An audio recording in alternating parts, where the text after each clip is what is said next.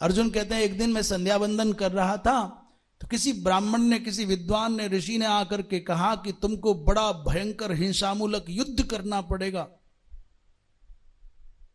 एक तो वज्र लेकर स्वयं इंद्र आगे आगे तुम्हारे शत्रुओं को मारते हुए जाएंगे, और दूसरी ओर भगवान कृष्ण केवल सहायक बनकर के तुम्हारे साथ रहेंगे। उस ऋषि ने कहा क्या चाहते हो तुम? आगे आगे देवराज इंद्र वज्र लेकर के सबको मारते हुए चले, ये चाहिए तुमको कि भगवान कृष्ण तुम्हारे सहयोगी बनकर के तुम्हारे साथ निहत्थे खड़े हों, ये चाहिए। तो संजय कहते हैं कि पार्थ ने मुझको बताया उन महर्षि के प्रस्ताव करने पर। अर्जुन कहते हैं मैंने ये नहीं मांगा कि इंद्र वज्र के द्वारा सबको मारे, अपितु मैंने मांगा कि भगवान कृष्ण मुझको चाहिए। इंद्र का वज्र खाली जा सकता है, परंतु कृष्ण की बेणों, कृष्ण की बंसी खाली नहीं जा सकती। लोग अपने हथियारों से जितना मारेंगे, भगवान कृष्ण तो भैया केवल दृष्टिपात मात्र से लोगों के, प्रतिपक्षियों की अवस्था का हरण कर लेंगे। जो कृष्ण को पराजित करना चाहता है वो अपार जलराशि को, सागर को अपनी भुजाओं से तैर करके पार कर जाना चाहता है।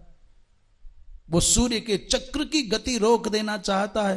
वो धधकती वनाग्नि को अपने हाथों से बुझाना चाहता है। वो कैलाश को अपने हाथों के प्रहार से चूर्ण करना चाहता है। कौन है धरती पर ऐसा जो कृष्ण को पराजित करे?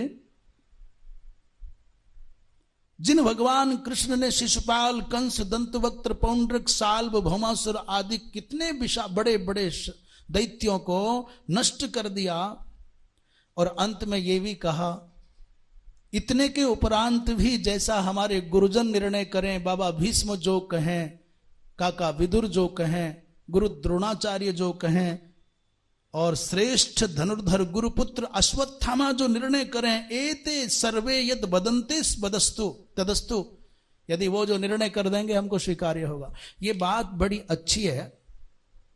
ये बात हमको भी बहुत अच्छी लगती है कि आप अपने मन की बात कह दीजिए, आप अपना पक्ष निर्भयता से और बिना किसी लाग लपेट के रख दीजिए, परंतु सामने वाले के सामने एक विकल्प और रख दीजिए।